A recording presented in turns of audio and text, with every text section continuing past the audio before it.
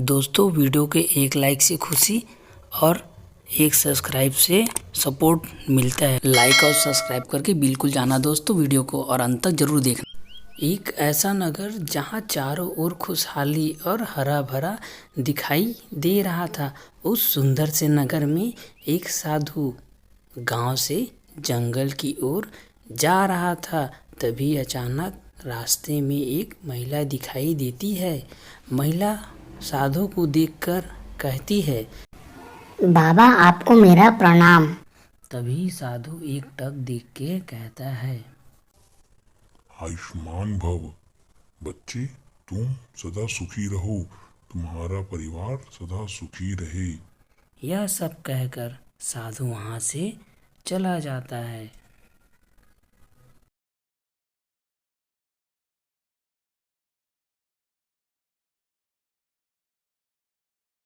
जंगल की ओर चला जाता है। अब साधु घने जंगल में शांत वातावरण में आ जाता है। तभी एक तालाब किनारे वह तपस्या में लीन हो जाता है। साधु बहुत ही चमत्कारी था। वह हवा में ही तप करने लगता है। तभी अचानक एक चुड़ैल उसके सामने आकर खड़ी हो जाती है। वह चुड़ैल उस साधु को देखकर कहती है, बाबा मुझे इस जीवन से मुक्ति कर दो, मैं प्रेत योनि में जन्म ले ली हूँ। इतना सुनते ही साधु तपस्या से बाहर आ जाता है और कहता है, क्या हुआ तुम्हें? तुम ऐसा क्यों कह रही हो? तभी चुड़ैल कहती है, बाबा मुझे इस जीवन से मुक्ति दिला दो, मैं इधर उधर भटक रही हूँ। अब साधु उसको एक उपाय बताता है। कहता है, मैं तुम्हें एक वरदान देता हूँ। तुम जाओ और किसी एक ऐसे व्यक्ति के हाथ मर जाओ जिसमें दया की भावना हो, जो दया का सागर हो। तभी इतना कहते ही चुड़ैल सोचने लग जाती है और कहती, जैसी आपकी आज्ञा बाबा। इतना कहती ही चुड़ैल वहां से गायब हो जाती है। अब साधु कुछ देर में ही वह कहीं विलीन हो जाता है। तभी जंगल की दूसरी ओर एक शिकारी अपना जाल लेकर एक पेड़ के नीचे आ जाता है और उस पेड़ के नीचे यह सोचने लगता है कि यहाँ मैं जाल डाल देता हूँ, यहाँ पंछी आते जाते होंगे।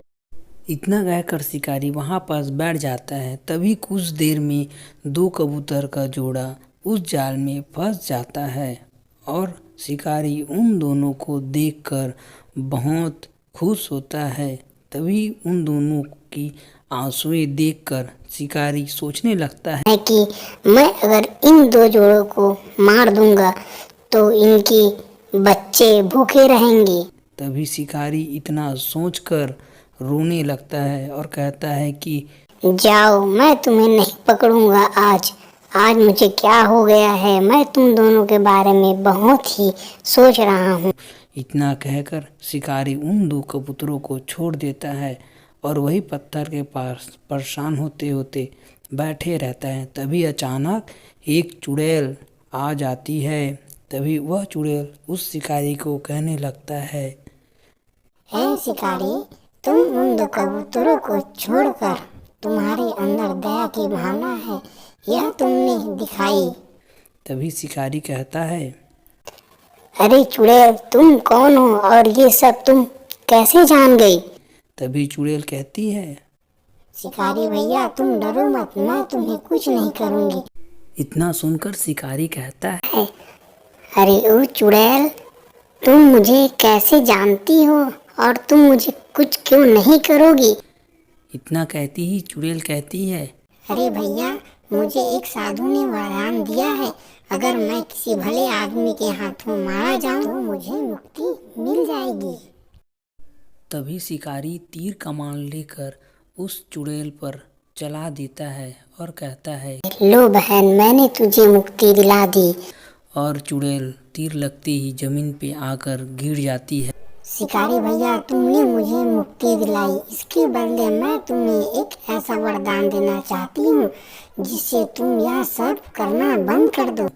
इतना कहती ही चुड़ैल उस शिकारी को एक ऐसा अनोखा वरदान देती है। जाओ शिकारी भैया, तुम इस जन्म में राजा ही रहोगे, राजा ही बनोगे। तभी इतना कहते ही शिकारी कहता है, अरे ओ चुड़ैल बहन, मैं तो तुझे मुक्ति दिला दिया, इतने में ही मैं बहुत खुश हूँ, मुझे कोई सोना चांदी नहीं चाहिए। इतना सुनते ही चुड़ैल कहती है, शिकारी भैया मैंने जो वरदान दिया वह जरूर फलित होगा। वह चुड़ैल वहाँ से गायब हो जाती है। अब शिकारी सोचने लगता है, मैं यह सब चीज़ छोड़ दूंगा अगर चुड़ैल की बात सच हुई तो। तभी इतना कहते एक साधु आ जाता है जो बहुत ही चमत्कारी था, जो उसी चुड़ैल को इस शिकारी के पास भेजा था।